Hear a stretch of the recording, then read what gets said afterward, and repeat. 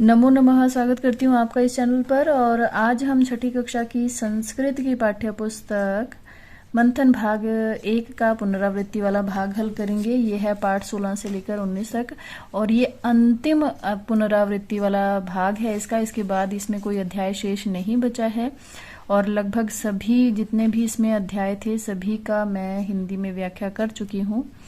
तो अब इसकी पुनरावृत्ति अंतिम भाग है, इसे हम कर लेते हैं। और यदि आप मेरे चैनल पर नए हो जल्दी से चैनल को सब्सक्राइब कर लीजिए, क्योंकि हिंदी और संस्कृत दोनों विषयों का ज्ञान इसी एकमात्र चैनल पर आपको मिलेगा। तो सबसे पहला प्रश्न देखिए, उचित अव्यय मंजूषा में से चुनकर रिक्त स्थानों की पूर्ति कीजिए। इसमें कुछ शब्द यहाँ पर मंजूषा में दिए गए हैं, इनको हमें यहाँ पर भरना है।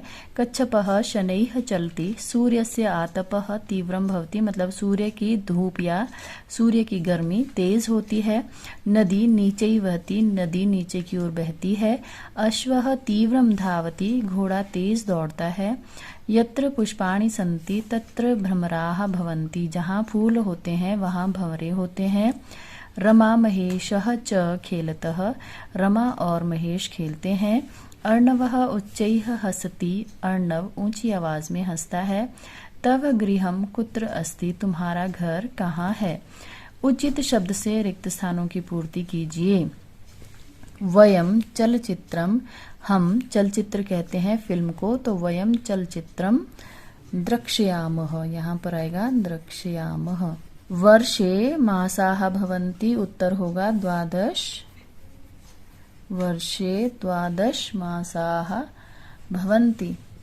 ऋषयः 7 ऋषि थे, तो यहाँ पर सप्त भवन्ति। और फलिनः या शुष्काः, फलिनः वृक्षाः नमन्ति। कार्याणि मनोरथैः, कार्याणि मनोरथैः न सिद्ध्यन्ति। प्रश्नानाम उत्तराणि लिखत, प्रश्नों के उत्तर लिखिए। मीनाः कुत्र तरन्ति, तो उत्तर होगा मीनाः जले तरन्ति। त्वं किं पठसि, तो यहाँ पर आ जाएगा त्वं किं पठसि, अहम पुस्तकम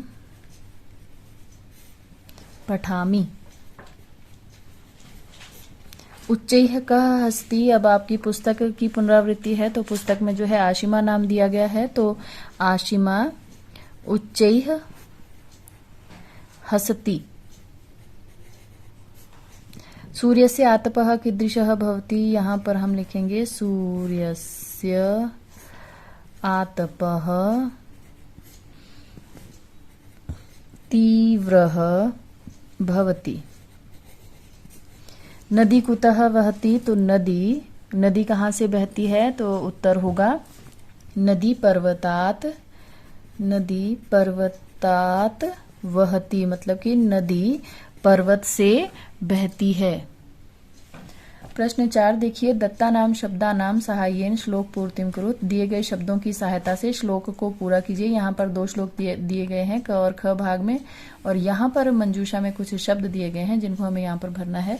तो उद्यमेन ही सिद्ध्यन्ति कार्याणि, ये श्लोक मुझे तो याद हो गया है, तो अच्छा लगेगा यदि आप भी इसको याद कर लेंगे। उद्यमेन ही सिद्ध्यन्ति कार्याणि न मनोरथैः, मनोरथैः न हि सुप्तस्य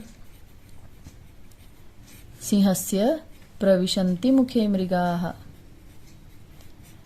और यहाँ पर है भाग ख, डैश फलिनः डैश नमन्ति डैश जनाः। यहाँ पर होगा नमन्ति फलिनः, नमन्ति फलिनः वृक्षाः, नमन्ति गुणिनो या गुणिनः जनाः। शुष्क वृक्षाश्च, शुष्क वृक्षाः च मूर्खाश्च न नमन्ति कदाचन, कदाचन। ये हो जाएगा प्रश्न 4। प्रश्न 5, निम्नलिखित प्रश्नों के उत्तर दीजिए। लूतायाः कति पादाः भवन्ति, यानी कि मकड़ी के कितने पैर होते हैं। तो लूतायाः, पूरा आप इसका उत्तर लिखेंगे लूतायाः, लुतायाः अष्ट पादाः भवन्ति। बाकी पूरा प्रश्न ऐसे ही रहेगा, आपको इसी तरह से लिखना है। तो मैं समय मेरा कम लगे और आपका भी समय की थोड़ी बचत हो जाए तो मैं इसमें सिर्फ उत्तर लिखूंगी, बाकी पूरा आप इसी प्रकार से लिखेंगे। अष्ट अष्ट च कति भवन्ति, तो यहाँ पे आप लिखोगे अष्ट अष्ट च षोडश भवन्ति। कक्षायाम कति छात्राः पठन्ति, यहाँ पर आप अपनी मर्जी से कुछ भी लिख सकते हो। विंशति लिख दिया है मैंने, विंशति मतलब 20। ऋषयः कति सन्ति, यहाँ पर हो जाएगा ऋषयः सप्त सन्ति। पुराणाः कति सन्ति, पुराणाः अष्टादश सन्ति। संस्कृत भाषा में अनुवाद करें। परिवार में 7 सदस्य हैं। परिवारे सप्त सदस्याः सन्ति। दूसरा देखिए, जहां रमेश का घर है वहां सौम्य का घर है, तो यहां आ जाएगा यत्र रमेशस्य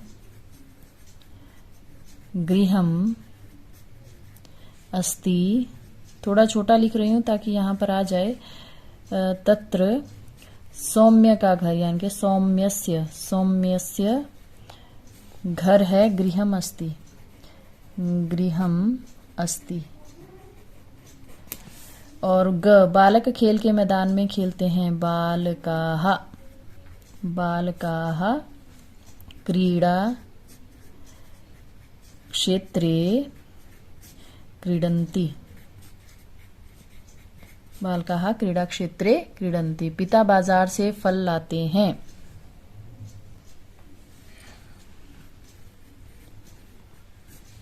पिता आपणात् फलम् आनयति। वृक्ष के ऊपर पक्षियों के घोंसले हैं। वृक्षोपरि भी कर सकते हो, वृक्षस्य ऊपरी भी कर सकते हो आप, ये आपकी इच्छा पर निर्भर करता है। तो वृक्ष के ऊपर पक्षियों के घोंसले हैं। वृक्षोपरि खगानां नीडाः सन्ति। श्रम के बिना सफलता नहीं है। परिश्रमात्। विना के योग में तृतीय विभक्ति भी आती है। आप परिश्रमेण भी कर सकते हो, परिश्रमात् भी। परिश्रमेण विना, परिश्रमात् या परिश्रमेण, दोनों में से एक। परिश्रमेण विना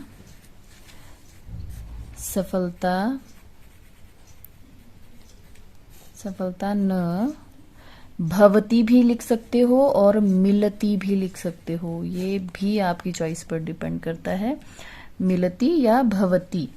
मेरे हाथ में 5 अंगुलियां हैं, तो मम हस्ते 5 अंगुल्यः।